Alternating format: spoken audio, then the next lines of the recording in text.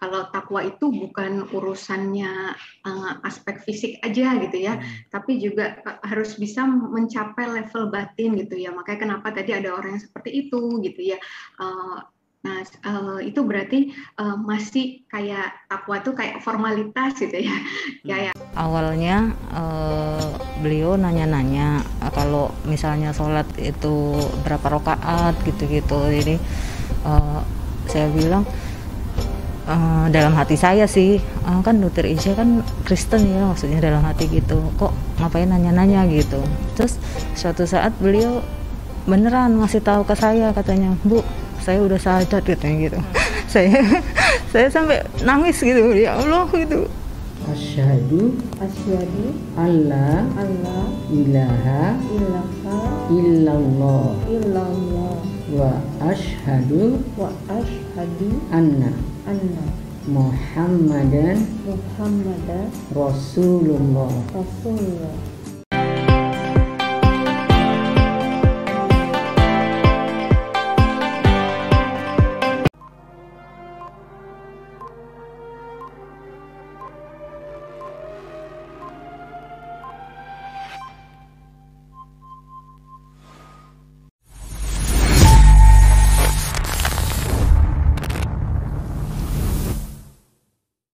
Iya, tadi ada yang komen kalau suaranya Pak Prof. Suteki belum terdengar.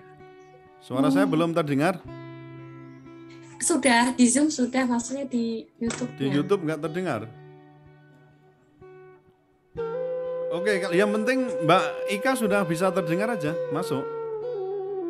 Sudah. Sudah, oke. Masuk Mbak Karisa dan Mbak Ika, silakan. Oke, baik.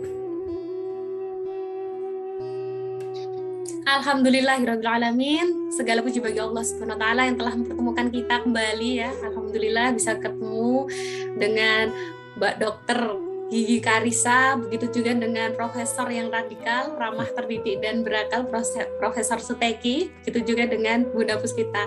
Alhamdulillah di Ramadan yang ke-13 ini kita bersua, semoga pertemuan yang kedua kali ini semakin menambah keberkahan dan bertabur pahala. Amin. Lipat gandakan seperti itu ya. Amin ya rabbal alamin. Nah, melanjutkan bincang asiknya bersama Prof. Suteki tadi, Mbak Karisa, ada yang ingin saya tanyakan nih Mbak Karisa. Selama ini apabila kita mengamati orang-orang yang berpuasa, ada beberapa orang yang puasanya itu tidak menambah ketakwaan, Mbak Karisa. Ada juga bahkan dia berpuasa tetapi dia tetap bermaksiat, berbohong, sholatnya bolong-bolong. Nah, seperti itu. Menurut Mbak Karisa, orang-orang yang seperti ini kenapa penyebabnya? Hanya menambah ketakwaan. Tetapi ini kenapa seperti ini? Begitu Mbak Karisa.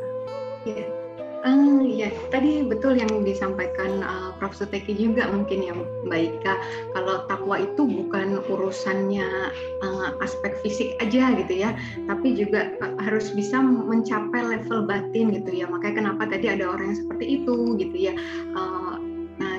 Itu berarti masih kayak takwa itu kayak formalitas gitu ya, kayak undang-undang aja. Kalau ada perintah kita laksanakan, ada larangan ya kita tidak langgar gitu ya.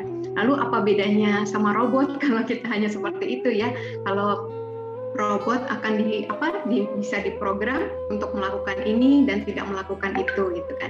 Nah, kalau takwa yang seperti itu sebenarnya masih takwa formalistik ya, gitu, dimana ketaatannya muncul cuma dari rasa takut gitu ya, kalau kena sanksi ya, kena azab mungkin, atau justru karena pamrih akan ingin mendapatkan pahala tadi yang berlipat ganda gitu ya, bahkan sampai dihitungin mungkin kan.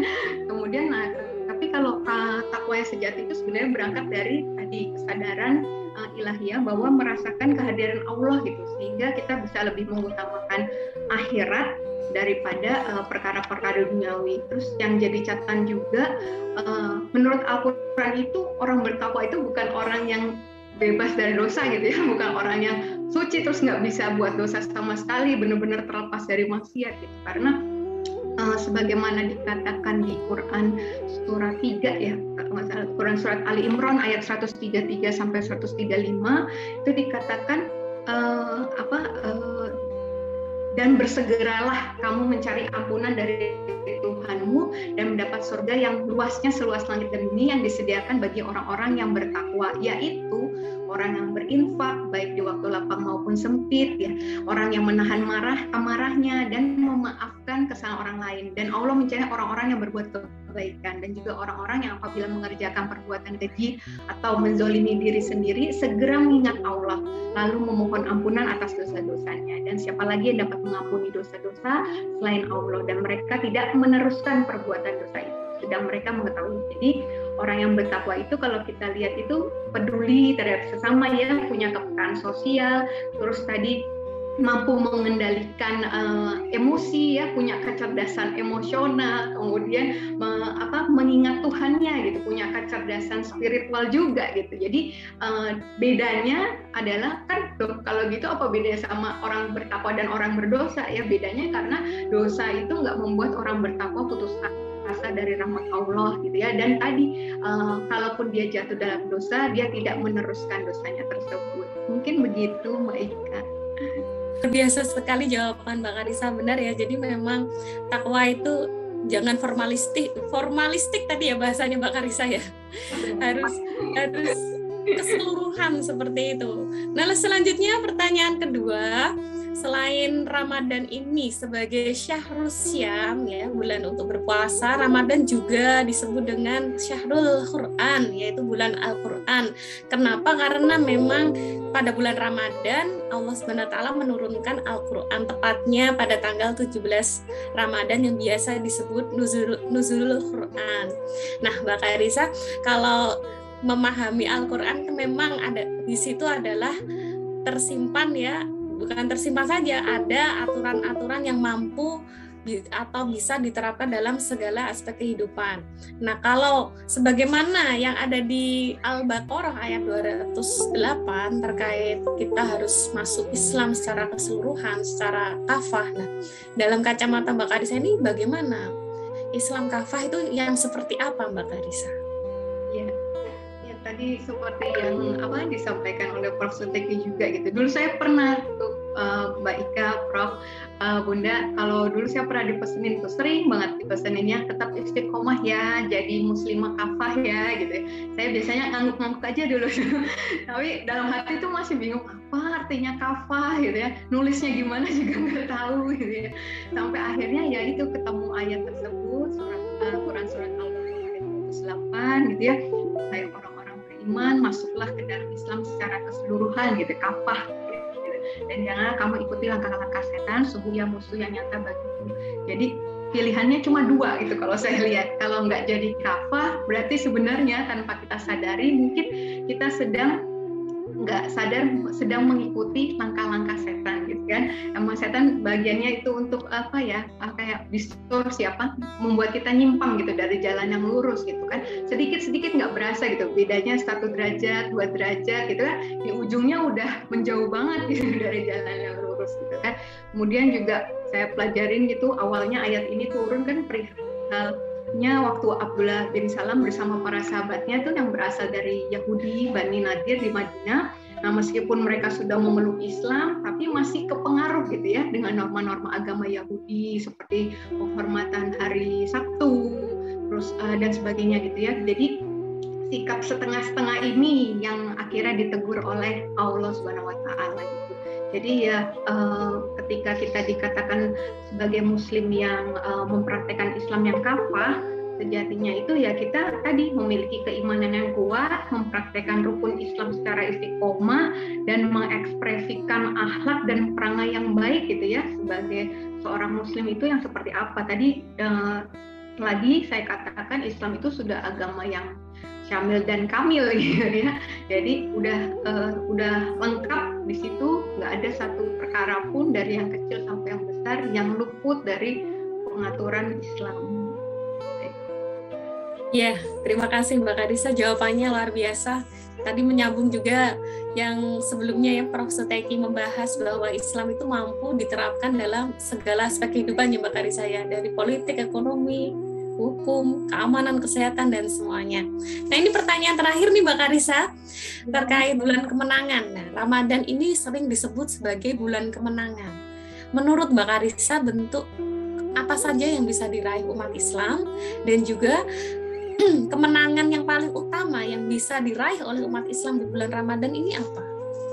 Ya, saya cuman baru tahu 2 itu ya, mungkin kemenangan atas diri sendiri, kemudian juga terutama waktu melawan hawa nafsu itu ya Mbak. Kemudian kedua, kemenangan atas setan, karena setahu saya katanya kan di bulan Ramadan ini setan-setan dibelenggu ya, makanya jadi kita kayak dimudahkan gitu ya, walaupun nggak sempat sahur tapi ayolah tetap puasa, dan alhamdulillah sampai kebuka gitu. Coba mungkin di hari bukan Ramadan ya masuk Syawal aja gitu kan, kita ya nggak sempat sahur, biasanya nggak jadi puasa lah, besok lagi aja gitu kan misalnya gitu.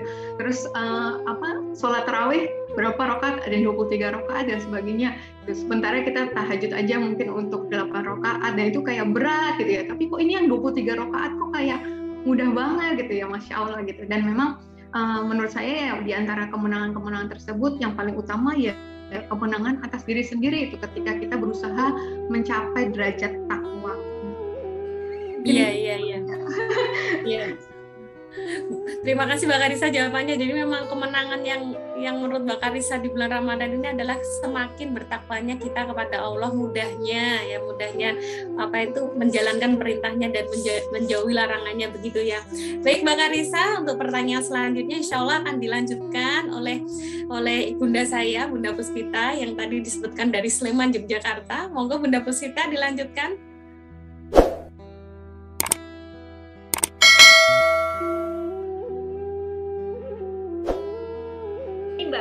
Untuk konteks saat sekarang, Mbak, bulan perjuangannya Ramadan itu terus kita wujudkan seperti apa? Kalau pada masa Rasulullah kan bulan perjuangan itu wujudnya dengan jihad fisabilillah gitu ya. Nah, kalau sekarang wujud berjuangnya umat Islam itu seperti apa di bulan Ramadan? Dan kalau Mbak Karissa sendiri melihatnya,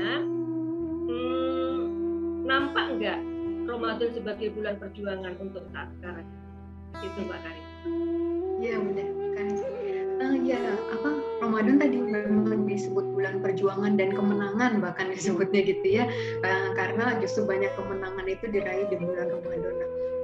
Tadi perjuangan yang pertama kali ya memang perjuangan melawan diri sendiri, tadi melawan hawa nafsu, berusaha menjadi hamba-hamba terbaiknya Allah gitu ya. Kemudian perjuangan untuk meraih ketakwaan gitu di hadapan Rabb gitu. Tapi ya memang wujud prakteknya saat ini gitu ya, gimana kita berjuang gitu di Ramadan ini ya, tadi dengan meneladani perjuangan Rasulullah juga para sahabat gitu ya, bahwa